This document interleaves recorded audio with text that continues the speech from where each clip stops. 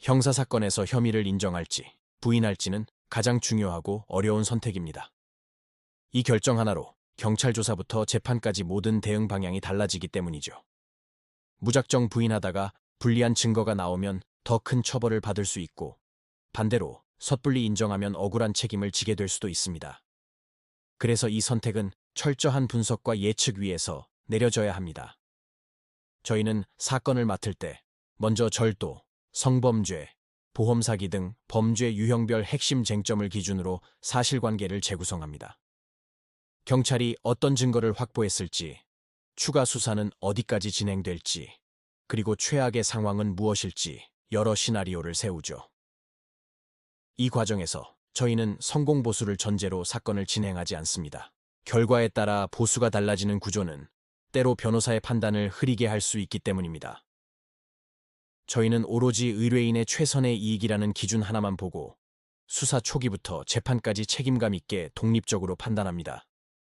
형식적인 착수금만 받고 소극적으로 대응하는 방식 역시 지양하며 상담 단계에서부터 발생한 비용이 중복되지 않도록 조정하여 사건 자체에 집중할 수 있는 구조를 만듭니다.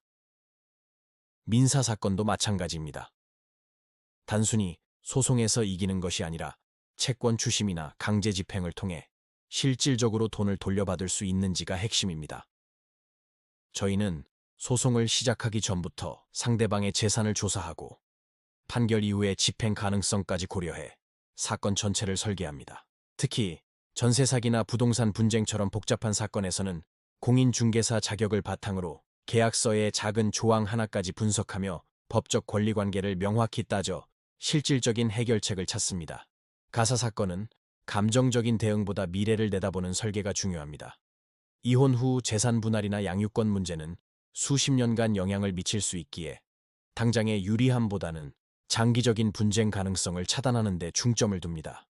학교폭력, 군인징계, 행정소송처럼 특수한 절차가 필요한 사건 역시 마찬가지입니다. 각 유형에 맞는 맞춤형 대응 구조를 통해 의뢰인의 신분과 직결된 문제를 섬세하게 다룹니다. 출입국 비자 문제와 형사 절차가 얽힌 경우처럼 여러 분야가 겹치는 사건일수록 종합적인 시각이 필요합니다. 저희는 형사, 민사, 행정 절차를 따로 보지 않고 하나의 흐름으로 파악해 대응합니다. 모든 사건은 변호사가 직접 상담부터 조사, 소송, 집행까지 책임지며 사무직원을 거치지 않고 직접 소통하는 것을 원칙으로 합니다. 2014년 개소 이후 사건 처리와 관련해 단 한 건의 분쟁도 없었던 이유는 과장된 약속 대신 현실적인 분석과 책임감 있는 진행을 최우선으로 삼아왔기 때문입니다.